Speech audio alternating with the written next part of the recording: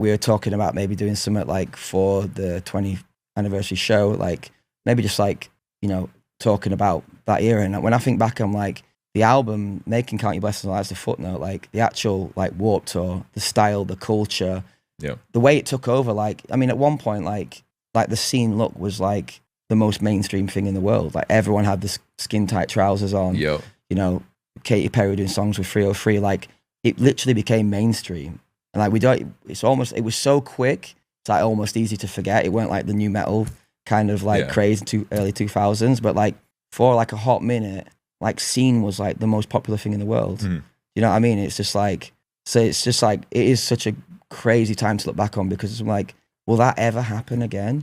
Dude, I don't know. I think what's going to happen is actually the scene's going to come back for the 20-year cycle. You know what I mean? Just like new metal, which it's so ironic too, because like that music, even I was a bit younger, but I was like, everyone, you know, shits on this music. You know, like, oh, you like new metal, bro. And it's like, it's popping off. You know, you got the Linkin Parks, you got the Limp Bizkits, you got, you know, Slipknot, Sode, and you fast forward to now, and it's like that is the most popular kind of metal embedded music that like kids are listening to, and it's like these kids, wait, this is cool. Like, what the fuck? You know, what happened here? Like everything regurgitated. But I think like it birthed from like I told you about Count Your Blessings. Like we didn't take that album super seriously. I think at that point we didn't really imagine a career. Do you know what I mean? We weren't going like, we're going to be the biggest band in the world, we're going to tour. You know, we just wanted to make some music for our friends to mosh to. Like we were just going to like pubs to see hardcore bands and stuff like that, and that's all we imagined our band doing as well. That's all we knew.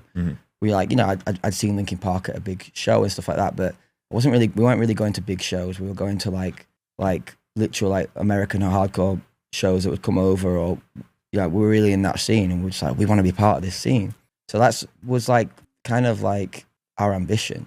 And I think by the end of Count Your Blessings, we toured the world. We'd been to America, you know, we toured with like bands that we idolized. We won an award, like in Kerrang. We'd done a lot of stuff for this like Scrappy Deathcore album that we didn't take very seriously. And I think after that, we were like, what if we did take it seriously? What if we really applied ourselves? What if we tried to like push ourselves? What if we tried to find our own sound? What if we experiment? What if we do something? What if like step out of the deathcore scene? Let's find something that feels like it's us, it's ours. And so we wrote Suicide Season. And I remember even like when we put it out on MySpace when it came out, like maybe Come Down or Chelsea Smile was the first song, I'm not sure. And so we wrote Suicide Season. And I remember even like when we put it out on MySpace when it came out, like maybe Come Down or Chelsea Smile was the first song, I'm not sure. And for the first couple of weeks, people shout on it. Like, what the fuck is this? Why does it sound like Slipknot? Why does it sound like new metal? Why is Ollie not screaming? Why is he shouting like that? Like, there was a lot of like backlash. And then slowly people started to go, wait a minute, this is cool. And like, then over the coming months, it just became like, that album just really took us everywhere. Like, and it would just, for us, it was our like, the fact that we dared to take that leap and experiment and push ourselves and do something that no one else were doing at the time. And it paid off. And that was kind of like, from there, it was like, that was our mantra. Whatever we do, we don't write the same album twice. We always push, we always experiment, we always look for the next instrument, like thing, you know, whatever it is, it's like, and that There Is a Hell, we went in there, we're like, we're just going to push ourselves again, you know, just try and find different angles, different things. We brought a producer who worked on electronics. We really wanted to push that angle of it.